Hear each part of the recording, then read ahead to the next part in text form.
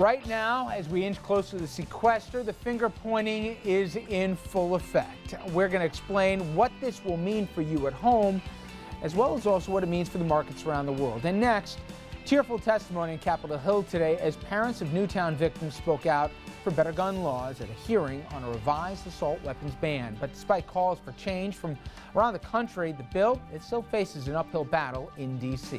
And later, the Pope, he retires tomorrow officially, and the Vatican had, quote, the retirement party out in full effect today. Thousands packing into Rome to say goodbye. We take a look at what lies ahead for the next pontiff.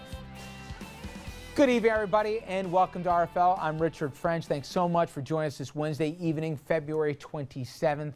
And you know, we got a great panel here today and a lot to cover this hour. But I think I speak for all of us. If you spend enough time covering politics or even just watching from home, you have seen enough polls to last a lifetime.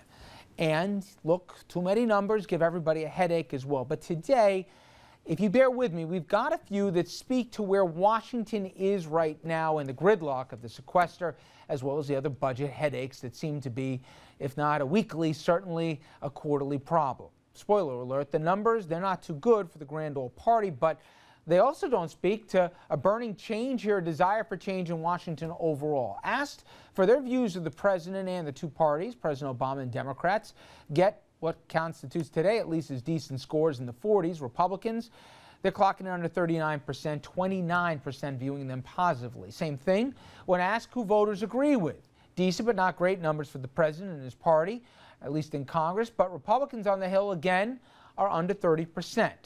And Republicans losing on issue after issue in this recent Wall Street Journal poll here on the middle class, on Medicare, health care, Social Security. Go down the list here, you can see it for yourself.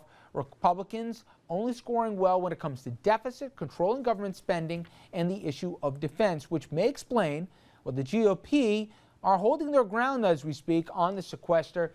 And as we know, the key date to remember is this Friday. If they can make it about the deficit and about spending, they may have the upper hand, especially if the sky doesn't fall here and you believe those polls. But if the sequester is seen as more about cutting popular programs, voters, well, they may lose that edge given how popular things they want to cut actually are, if you believe the numbers we gave you. And for more, I want to bring in Andrew Whitman. And Andrew, you went through these numbers, and again, at the risk of boring everybody to tears, they do at least spell out a pretty common theme.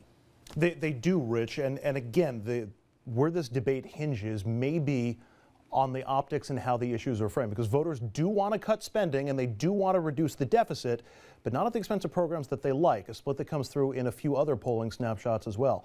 When asked straight up their take on the sequester, 52% of voters called the sequester a bad idea. But when asked the best way to cut the debt, 14% said the sequester cuts are the best way. Another 39% said a plan that cuts more than the sequester is the way to go. Just 37% called for fewer cuts. Then again, half of those asked say they think the sequester cuts are too severe. Nearly as many called them dramatic measures that are needed to bring down the debt. In other words, the poll suggests public opinion about the sequester will primarily be about the optics and how it's sold. Other sequester news, and well, there wasn't a lot today. There's good news. The president will meet with congressional leaders, including House Speaker John Boehner, finally sitting down to try to work out a deal. The bad news? That meeting is scheduled for Friday after the sequester kicks in.